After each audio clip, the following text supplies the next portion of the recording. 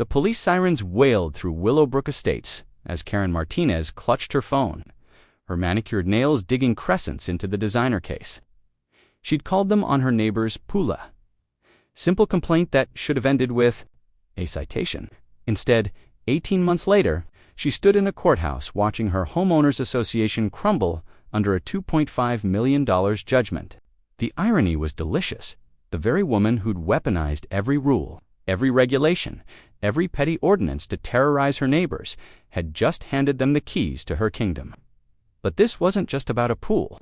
This was about the day Karen Martinez learned that some battles, once started, can the late afternoon sun cast long shadows across the manicured lawns of Willowbrook Estates as David Chen guided the excavator's steel teeth into the earth of his backyard? The machine's diesel engine growled through the suburban quiet, drowning out the distant hum of air conditioners and the occasional bark of a pampered dog. "Easy there, Miguel," David called to his contractor, mopping sweat from his forehead. "With a work towel. We don't want to hit the gas line." Miguel Ramirez nodded from the operator's seat, his weathered hands steady on the controls. 20 years in construction had taught him to read the subtle signs in the soil the way clay gave way to sand, how roots told stories of old trees where utility lines slept like buried snakes. David's wife, Sarah, emerged from their Tudor style, home carrying 2 bottles of East Gold water, her nurse's scrubs traded for weekend jeans and a Georgetown University t-shirt. "How's it looking?" she asked, handing 1 bottle to David and tossing the other up to Miguel. "Better than expected," David replied, surveying the growing crater that would soon become their dream pool. "Miguel says we might actually finish the excavation today." Sarah smiled, wrapping her arms around her husband's waist.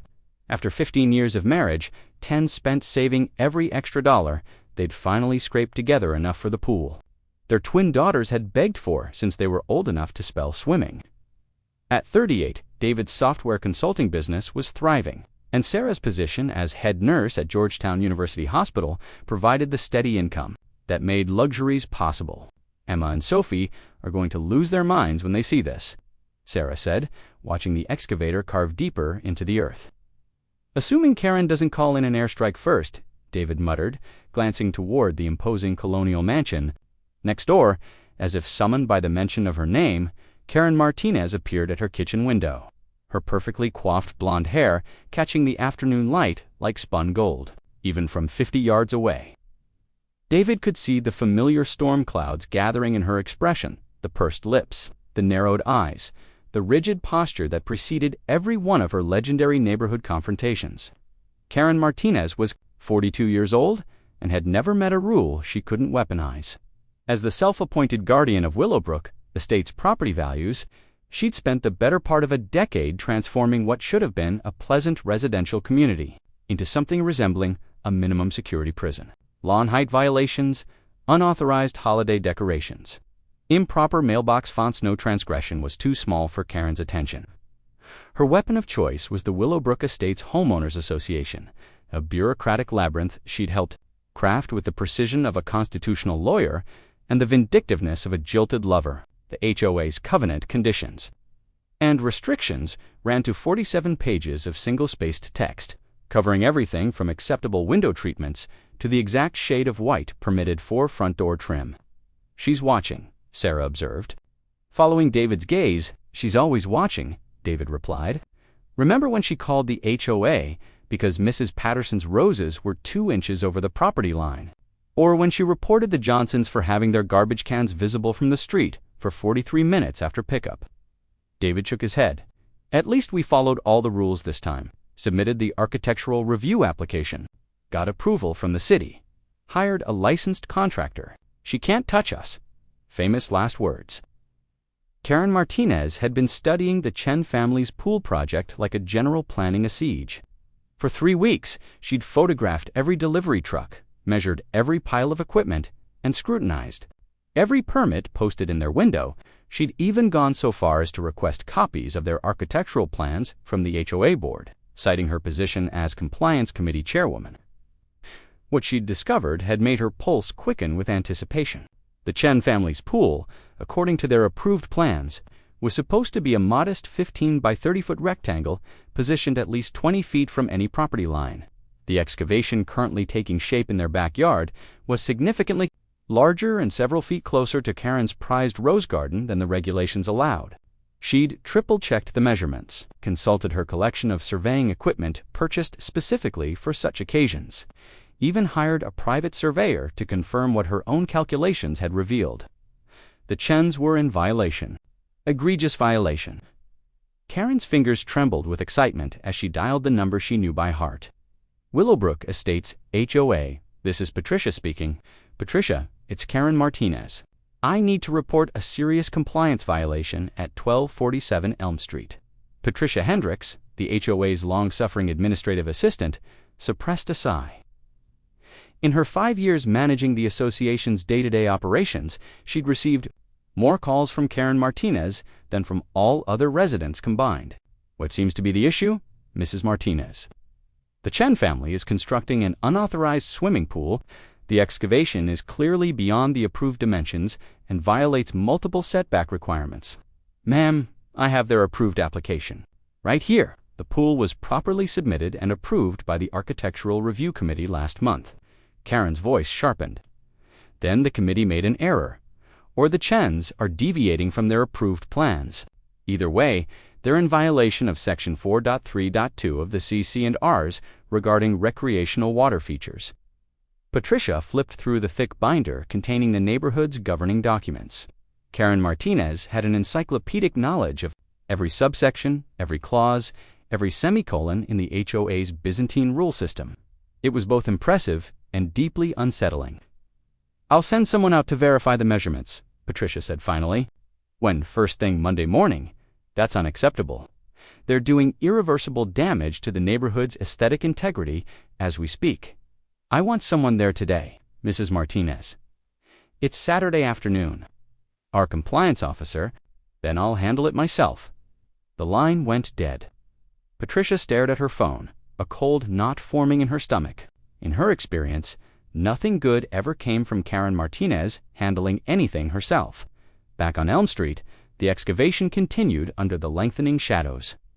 Miguel had been right about finishing the dig by 6 o'clock.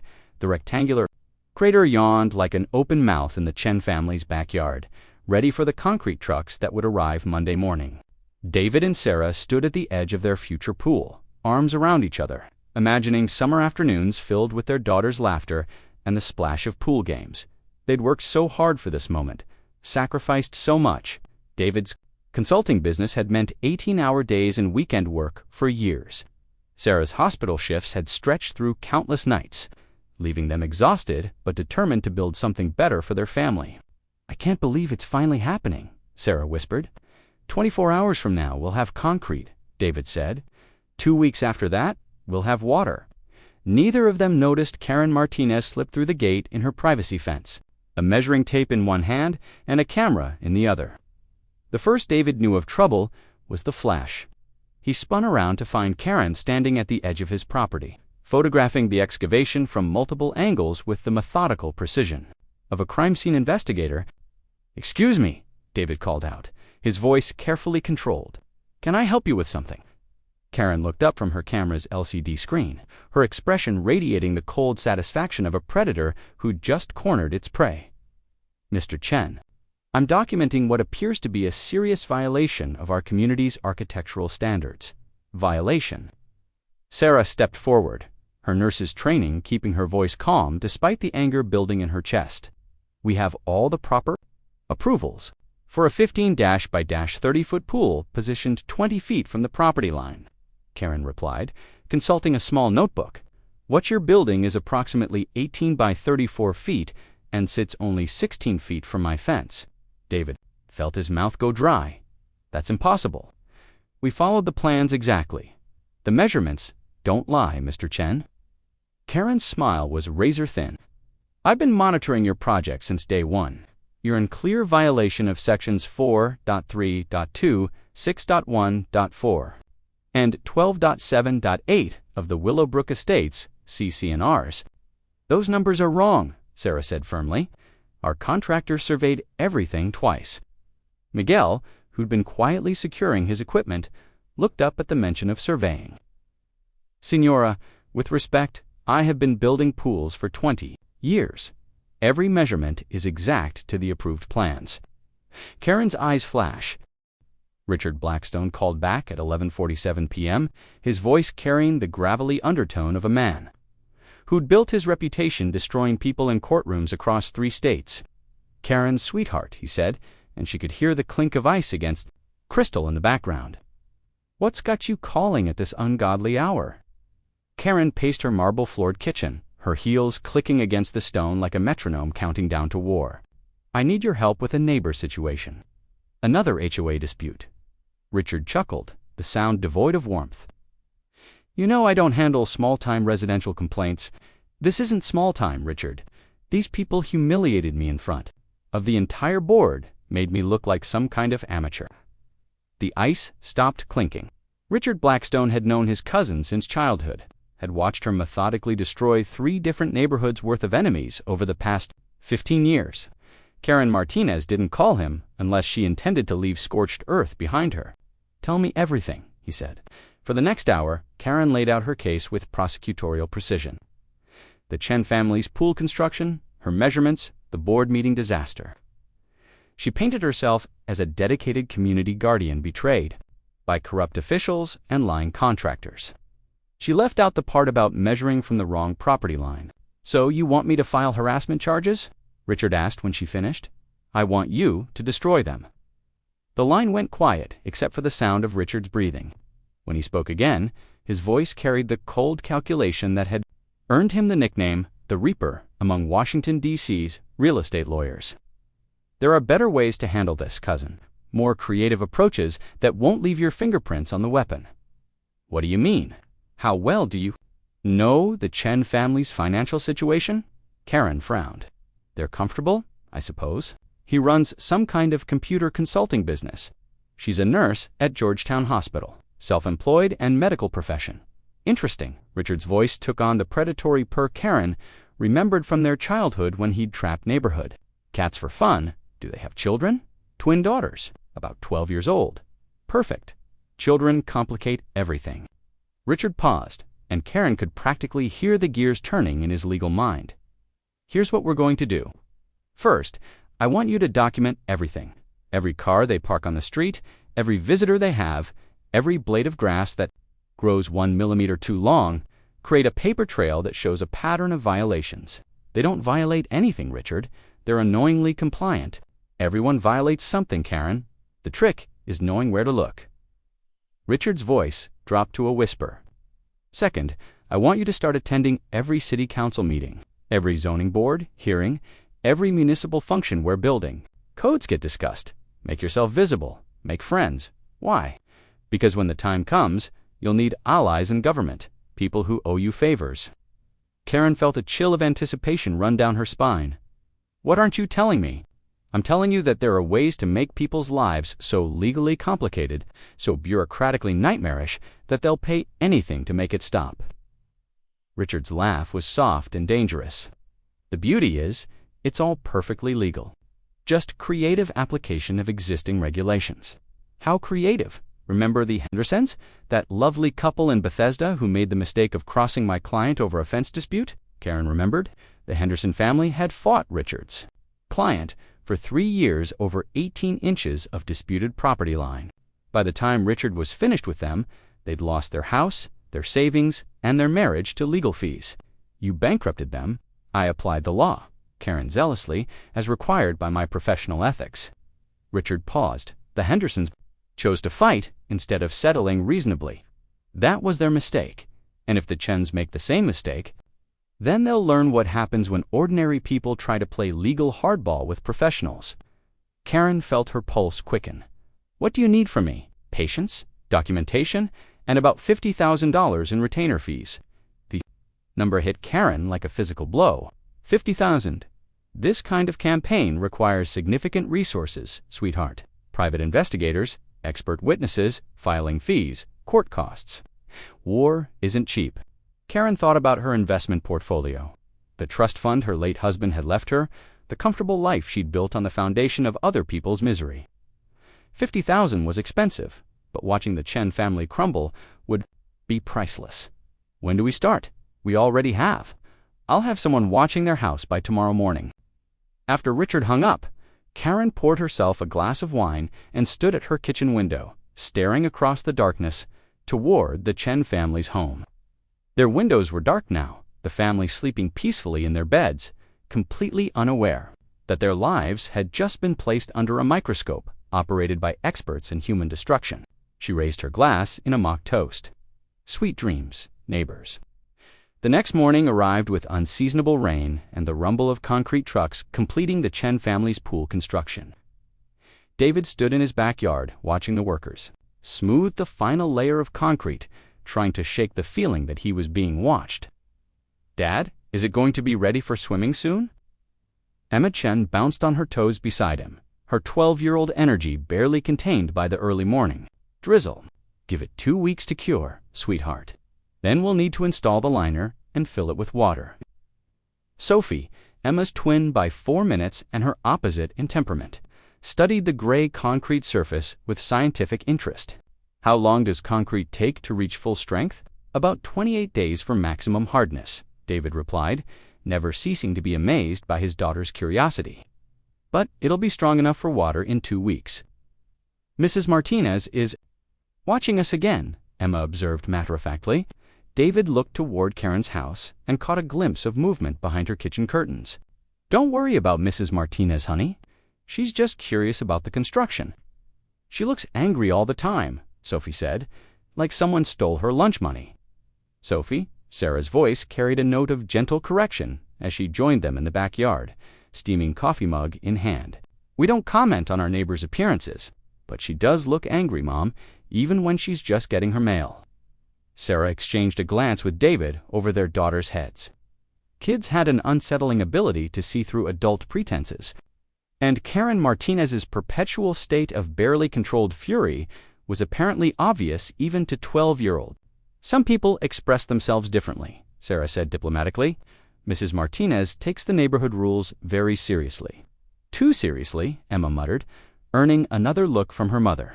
By 10 o'clock, the concrete trucks had finished their work and rumbled away, leaving behind a perfectly rectangular pool that would transform their backyard from suburban lawn into family oasis. Miguel supervised the cleanup with the same meticulous attention he'd brought to every aspect of the project. "It's beautiful," Sarah said, slipping her arm around David's waist. "I can already picture summer barbecues and pool parties, and Emma's swim team practicing their dives," David added, watching his daughter demonstrate her technique on the wet grass. Neither of them noticed the man in the gray sedan parked across the street or the telephoto lens poking through his partially lowered window. Marcus Webb had been conducting surveillance for 15 years, first as a military intelligence specialist in Afghanistan, then as a private investigator specializing in what he euphemistically called domestic intelligence gathering. His clients ranged from suspicious spouses to corporate executives investigating potential business partners. Karen Martinez, through her cousin Richard Blackstone, had hired him for what she described as a comprehensive lifestyle assessment of the Chen family. The job paid well and seemed straightforward enough to document the family's daily routines, visitor patterns, and any potential regulatory violations. Webb had been watching the house since 6 a.m., photographing everyone who came and went, noting license plate numbers and arrival times, the concrete trucks, the workers, the family's interactions in the backyard. Everything went into his digital files with timestamps and GPS coordinates. At 11:30, he observed Sarah Chen leave the house in her Honda Accord, heading toward Georgetown University Hospital for her afternoon shift. The twin daughters walked to the corner bus stop for school, their backpacks bouncing with each step. Webb made notes on his tablet. Family follows predictable routines. Mother works regular hospital schedule. Children attend public school. Father appears to work from home. By noon, David Chen was alone in the house, probably managing his consulting business from a home office. Webb had researched the family's background extensively. David's company specialized in database management for small businesses. Sarah worked as a charge nurse in the cardiac unit. The twins were honor roll students at Roosevelt Middle School. On paper, they were the picture of suburban success. But Webb knew from experience that everyone had secrets, everyone made mistakes, and everyone had vulnerabilities that could be exploited by skilled professionals. He settled in for a long day of watching and waiting. Inside the house, Jessica Chen arrived at the Chen family's house at 7:30 a.m. sharp. Her Channel 7 news van parked conspicuously in their driveway like a declaration of war. She emerged with the predatory grace of a reporter who'd built her career dismantling suburban tyrants, her camera crew following behind like a well-trained pack. David met her at the front door, still nursing his first cup of coffee and the hollow-eyed exhaustion of a man who'd spent the night researching federal environmental law. Mr. Chen, Jessica, extended a perfectly manicured hand, her smile sharp, enough to cut glass. Thank you for calling. This story has all the elements. Our viewers love government overreach, neighbor harassment, and what appears to be coordinated legal abuse. I'm not sure it's that dramatic, David said, though his voice lacked conviction. Trust me, Mr. Chen, I've been covering HOA horror stories for 8 years. What you've described isn't random neighbor conflict. This is systematic destruction conducted by professionals. Jessica's cameraman, a grizzled veteran named Tony, who'd covered everything from gang wars to congressional scandals, was already setting up equipment in the Chen family's backyard. He moved with the efficient precision of a man who understood that in television news, image was everything. Show me the pool, Jessica said. They walked through the house to the backyard, where the newly poured concrete gleamed dully in the morning light. Jessica examined the construction site with the methodical attention of a crime scene investigator, taking notes on everything from the precise measurements to the professional quality of the work. This is clearly a legitimate construction project, she said, running her hand along the smooth concrete edge. Professional-grade work, proper permits, approved by the HOA board. Someone went to considerable effort to manufacture a crisis where none existed. Sarah emerged from the house carrying 2 steaming mugs of coffee, her nurse's scrubs indicating she'd been called in for an emergency shift. Ms. Chen, I'm sorry we're starting so early. The hospital needs me in an hour. Actually, Mrs. Chen. That's perfect. Healthcare workers always test well with our audience. Mind if we do a quick interview before you leave? For the next 20 minutes, Jessica conducted what she called a sympathy interview. Softball questions designed to establish the Chen family as joking law-abiding citizens being terrorized by a vindictive neighbor. Sarah's natural warmth and professional demeanor made her an ideal subject. We saved for 10 years to build this pool, Sarah explained to the camera, her voice steady despite the stress lines around her eyes. We followed every rule, got every approval. We just wanted to give our daughters a place to swim with their friends.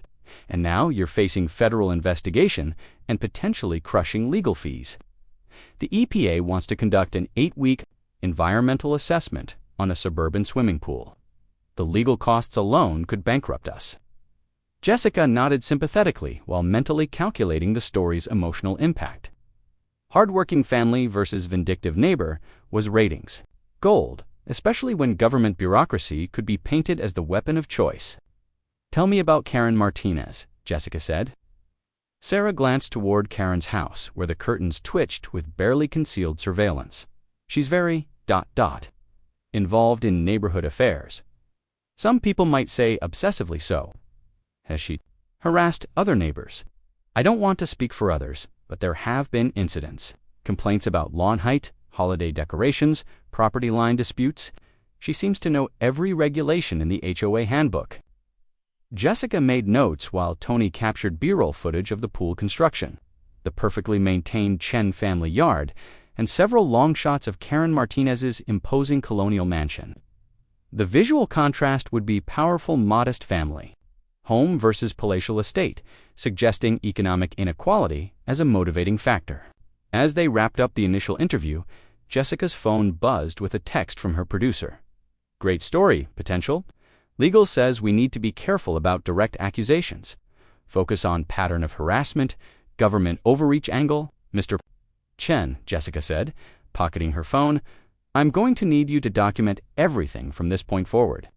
Every contact with the EPA, every legal expense, every day your construction remains shut down. This story works best if we can show escalating damage over time. How long before this airs?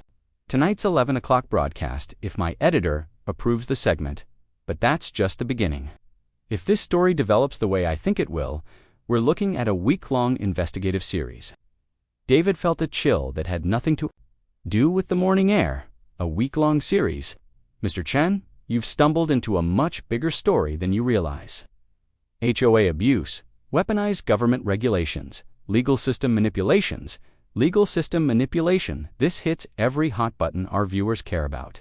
As Jessica's news van pulled away, neither David nor Sarah noticed the gray sedan parked 2 blocks away, or Marcus Webb's telephoto lens capturing every moment of the morning's activities. Karen Martinez watched the Channel 7 news van leave. From her kitchen window, her perfectly manicured fingers gripping her coffee mug with enough force to leave fingerprint impressions in the ceramic. The sick feeling in her stomach had been growing since dawn, when she'd first spotted the news crew setting up equipment. Her phone rang with Richard Blackstone's number. "Karen, we have a problem." "I saw the news van." "It's worse than that. My sources at Channel 7 tell me Jessica Chen is treating this as a major investigative story. She's not just covering a neighbor dispute, she's building a narrative about HOA corruption and legal system abuse." Karen felt the room spinning around her. "Can we stop it?" "Not directly. Any attempt to interfere with news coverage would only make the story bigger. We need to get ahead of this immediately." "How damage control?" "I'm calling an emergency meeting of the HOA board for this afternoon. We're going to paint you as the victim, Hera, dedicated community volunteer.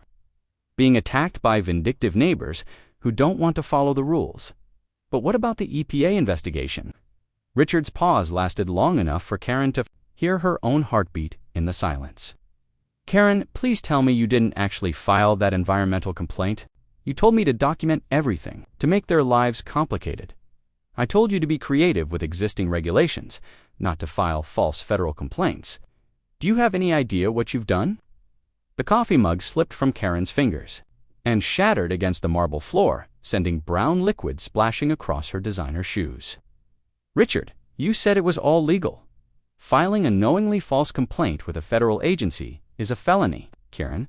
If they can prove you had no reasonable basis for believing there was environmental damage, you're looking at criminal charges. But I hired an environmental consultant. You hired what?" Karen's voice came out as barely a whisper. "I found a consulting firm online, Eco Assessment Solutions. They said they could identify potential environmental violations for a fee."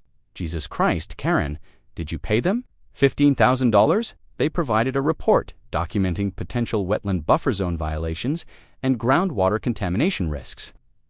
Richard was quiet for so long that Karen wondered if the call had dropped. When he spoke again, his voice carried the cold fury of a lawyer who'd just realized his client had committed suicide. "Karen, Eco Assessment Solutions is a known scam operation. They're not legitimate environmental consultants. They're a document mill that produces fraudulent reports for people looking to harass their neighbors. The FBI shut down their Atlanta office last year." The words hit Karen like physical blows. "That's impossible. They had professional websites, official letterhead. They specialize in creating fake documentation for federal complaints, environmental zoning, safety violations, whatever their clients want to claim." But the EPA accepted their report because the EPA is required to investigate all complaints, regardless of source. They don't verify the credentials of consulting firms until after the investigation begins. Karen sank into her kitchen chair, her legs no longer capable of supporting her weight. What does this mean?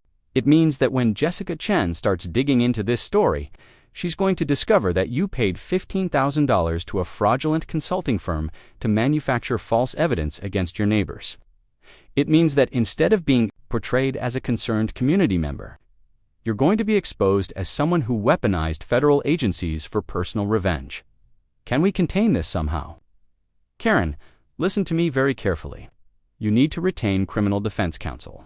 Immediately, not me, I'm a civil attorney. You need someone who specializes in federal crimes. Conspiracy to file false federal documents, abuse of federal agency processes, potentially mail fraud if any communications crossed state lines. The Justice Department takes this kind of thing very seriously. After Richard hung up, Karen sat in her kitchen, surrounded by broken ceramic and spilled coffee, watching her perfect life crumble with the same inexorable force as her shattered mug. She'd spent years terrorizing her neighbors with bureaucratic precision, wielding rules and regulations like surgical instruments. Now those same weapons were about to be turned against her by people who understood the game far better than she ever had. The irony was devastating. In trying to destroy the Chen family. The second night's broadcast opened with a montage that would have made a Hollywood editor proud. Karen Martinez's Mercedes pulling into her driveway, her perfectly manicured lawn, the imposing colonial facade of her house all set to ominous music that painted suburban affluence as something sinister. Last night, we introduced you to Karen Martinez, the HOA president who turned neighbor disputes into financial warfare. Jessica Chin's voice narrated over the footage. Tonight, you'll meet the families she destroyed and learn about the federal investigation that could send her to prison. The Chen family watched from their living room as their nightmare became appointment television for half the Washington, D.C. metropolitan area and neighbors they'd never met who wanted to share their own Karen Martinez horror stories. This feels surreal, Sarah said, watching Jessica interview Margaret Patterson about her rose garden ordeal. Mrs. Patterson's husband died 6 months after they were forced to remove their garden. Margaret's daughter explained to the camera, tears streaming down her face. Those roses were the last thing he planted before the cancer took him. Karen Martinez killed more than flowers. She killed his final gift to our family. The emotional impact was devastating. Jessica had arranged her interviews in ascending order of tragedy, building from property disputes to family destruction to what she would reveal as potential criminal conspiracy. But the Patterson family wasn't Martinez's only victim, Jessica continued. Channel 7 News has identified 17 families who've been targeted by similar tactics over the past 8 years. The next segment featured rapid-fire interviews with multiple families, the Johnsons, who'd spent $15,000 fighting a garbage can violation that was later dismissed. The Williams family forced to repaint their house twice to meet Karen's interpretation of color standards. The elderly Kowalskis, who'd lost their life savings defending against a property line dispute that surveys later proved was baseless. Each story followed the same pattern. Karen would identify a minor or fabricated violation, file official complaints with government agencies, then watch her neighbors bleed money fighting bureaucratic battles they couldn't afford to lose. The financial toll is staggering, Jessica reported. Channel 7 News estimates that Karen Martinez's neighborhood enforcement campaign has cost her neighbors over $400,000 in legal fees, with some families forced to sell their homes to pay for their defense. But the night's real bombshell came in the final segment. Sources close to the federal investigation tell Channel 7 News that the Environmental Protection Agency has referred Karen Martinez's case to the FBI for potential criminal prosecution. The words hung in the air like smoke from an explosion. FBI criminal prosecution. The language of felony charges and federal prison time. Legal experts say that filing false federal complaints carries penalties of up to 5 years in prison and substantial financial fines. But Martinez's troubles may be just beginning. Jessica's report concluded with footage of FBI agents arriving at Eco Assessment Solutions' former offices, carrying boxes of evidence and hard drives that would likely contain records of every fraudulent report the company had ever produced. Tomorrow night will reveal the full scope of what federal investigators are calling a conspiracy to defraud government agencies and the shocking amount of money Karen Martinez paid to fabricate evidence against her neighbors. As the credits rolled, the Chen family sat in stunned silence. They'd wanted to stop their neighbors' harassment. They'd never imagined they'd trigger a federal criminal investigation. "Do you think she'd go to prison?" Emma asked, mind struggling to process the adult complexities of white-collar crime. "I don't know, sweetheart," David replied, "but I think she's about to learn that actions have consequences." 2 miles away, Karen Martinez was learning exactly that lesson.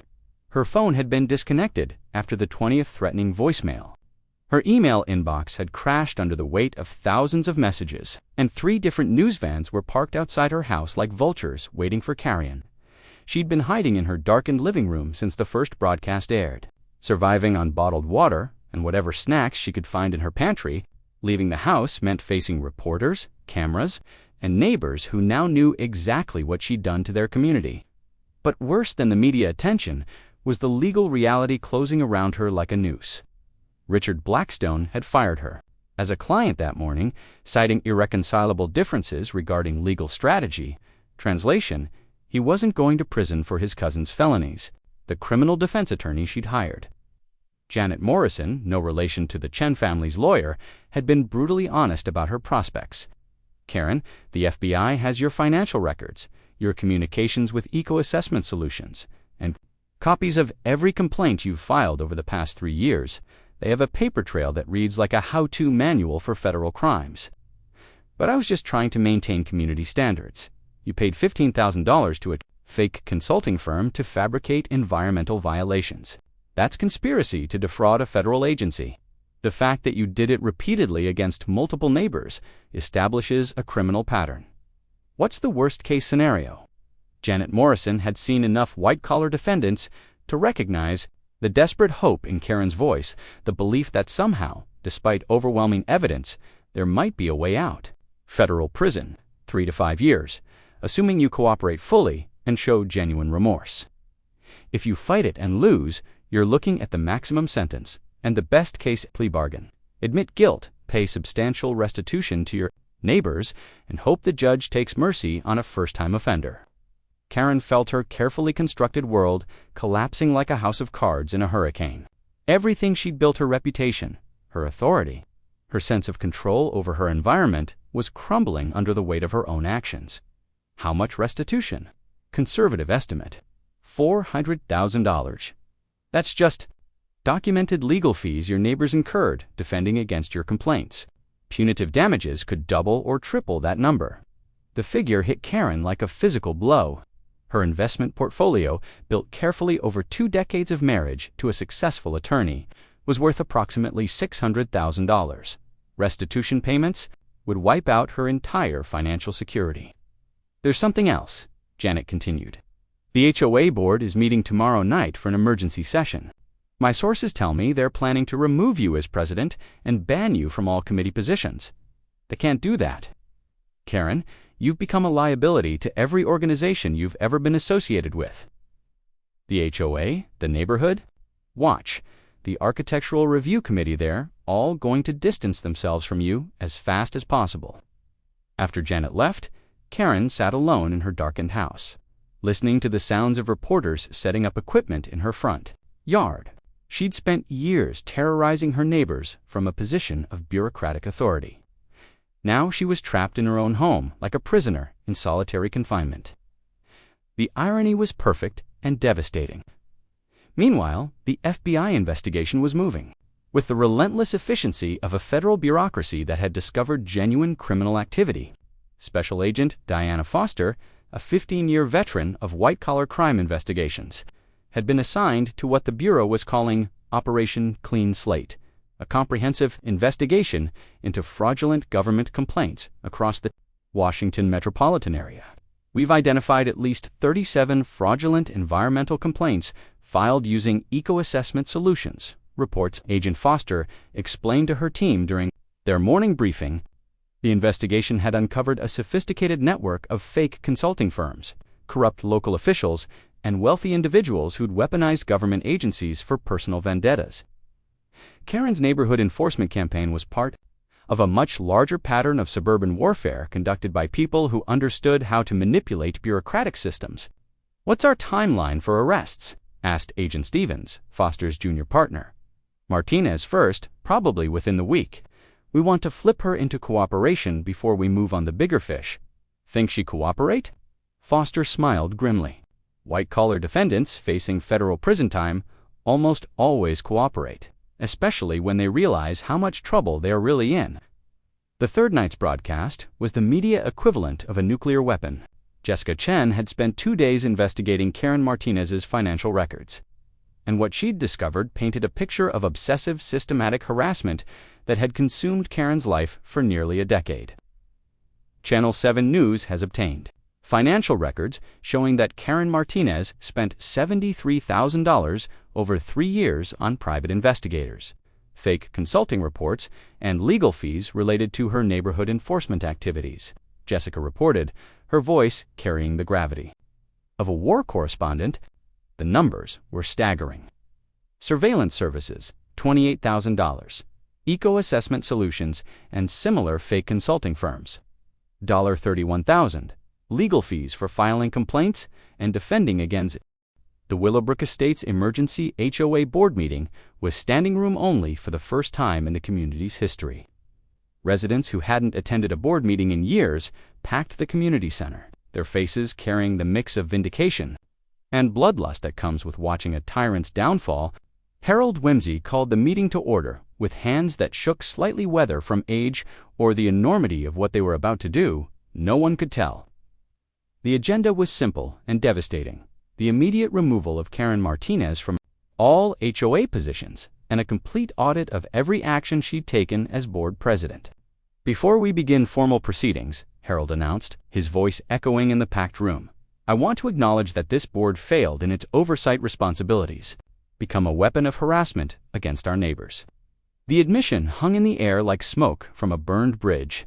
For 8 years, the board had rubber-stamped Karen's complaints, approved her enforcement actions, and turned a blind eye to the financial destruction she'd wrought in their community. The room. "I move that we immediately suspend Karen Martinez from all board positions, pending the outcome of federal investigations." Second, came a chorus of voices. The vote was unanimous, 4-0, with Karen's position vacant due to her absence. "Furthermore," Harold continued, "I move that we establish a victim compensation fund using HOA reserves to help reimburse neighbors for legal fees incurred due to frivolous enforcement actions." David Chen, who'd been watching from the back of the room, felt Sarah squeeze his hand. They hadn't expected this, the HOA taking financial responsibility for Karen's actions. "How much are we talking about?" asked Mrs. Patterson, her voice carrying 8 years of suppressed anger. Harold consulted his notes, based on documented legal fees submitted by affected residents. Approximately $400,000. The HOA has sufficient reserves. Every homeowner would pay for Karen's war, including Karen herself. "I object," came a voice from the front row. "Why should we pay for one person's vendetta?" "Because," Harold replied, his voice gaining strength, "this board enabled that vendetta. We're all responsible for cleaning up the mess." The compensation fund passed by a vote of 47-3, but the evening's real drama was yet to come. At 8:30 p.m., as the meeting wound down, FBI Special Agent Diana Foster walked through the community center doors flanked by 2 other federal agents. The room fell silent as she approached the board table. "Ladies and gentlemen, Agent Foster," announced her voice carrying the authority of federal law enforcement. "I'm here to inform you that Karen Martinez has been arrested on federal charges of conspiracy to defraud government agencies." The silence that followed was absolute. "Mrs. Martinez is currently in federal custody and will appear before a magistrate tomorrow morning for arraignment. The FBI's investigation into fraudulent complaints in this community is ongoing." Someone in the back of the room started clapping. Then another person joined in. Within seconds, the entire community center erupted in applause that lasted nearly 5 minutes. Agent Foster waited for the noise to die down before continuing. "Our investigation, in exchange for a reduced sentence, her cooperation will help us prosecute the broader conspiracy involving fraudulent consulting firms and corrupt officials." David Chen felt a complex mix of emotions washing over him. Victory, certainly, relief that the nightmare was ending, but also something like pity for a woman whose obsessive need for control had ultimately destroyed her life. As the meeting broke up and neighbors filed out into the parking lot, David found himself approached by Margaret Patterson. "Mr. Chen," she said, her elderly face lined with exhaustion and something like peace, "I want to thank you for fighting back. My husband died believing he'd failed to protect our home. Now maybe he can rest knowing justice was served." Similar conversations happened across the parking lot as families who'd been terrorized in isolation discovered they weren't alone. Karen's reign of terror had created a community of victims.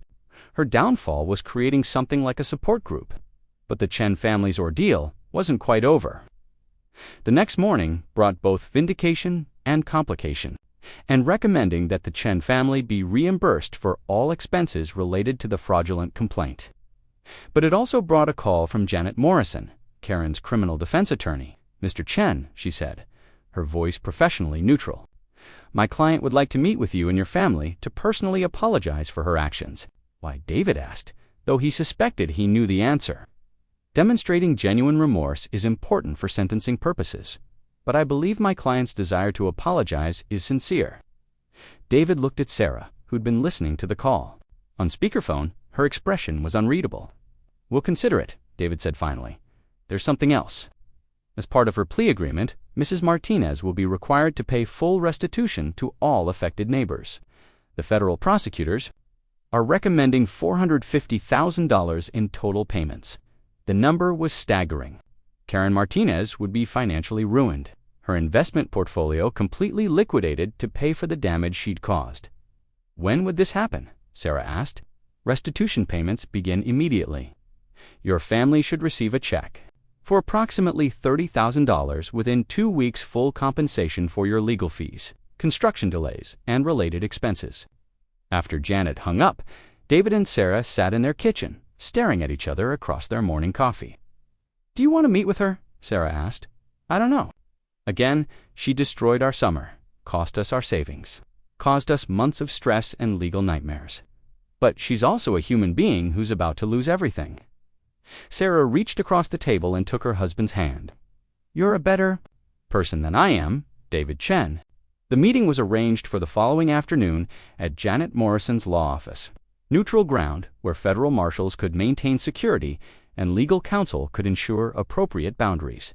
Karen Martinez looked like she'd aged 10 years in the 2 weeks since her arrest. Her perfect blonde hair hung limp and unwashed, her designer clothes replaced by a simple gray dress that suggested either humility or defeat.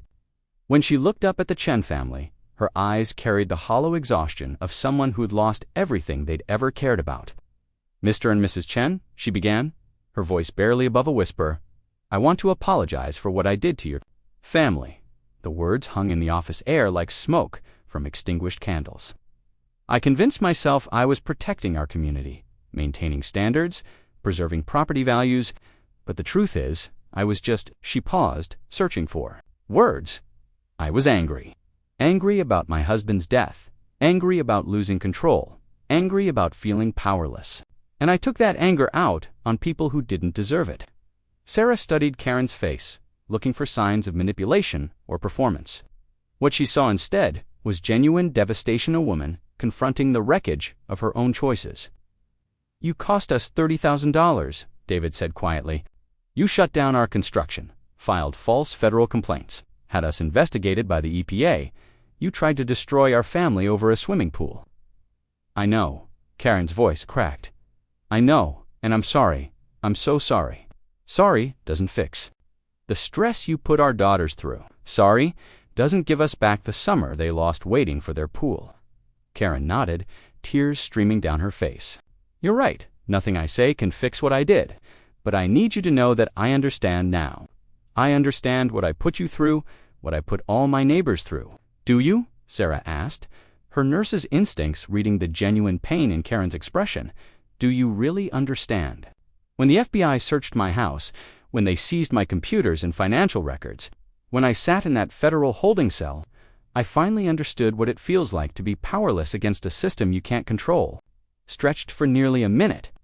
"I'm going to prison," Karen continued. 18 months in federal custody, followed by 3 years of supervised release. I'll lose my house, my savings, my position in the community. Everything I thought defined me is gone." "Good," David said, surprising himself with the vehemence in his voice. "You destroyed people's lives for sport. Prison is where you belong." But even as he said it, David found himself studying Karen's face and seeing something he hadn't expected. A human being confronting the consequences of her choices with what appeared to be genuine remorse. "Mr. Chen," Karen said, looking directly at him, "I don't expect your forgiveness. I don't deserve it. But I want you to know that what happened to your family changed my life." Sarah leaned forward in her chair. "What are you going to do when you get out of prison?" "I don't know. Start over, I suppose. Find S?"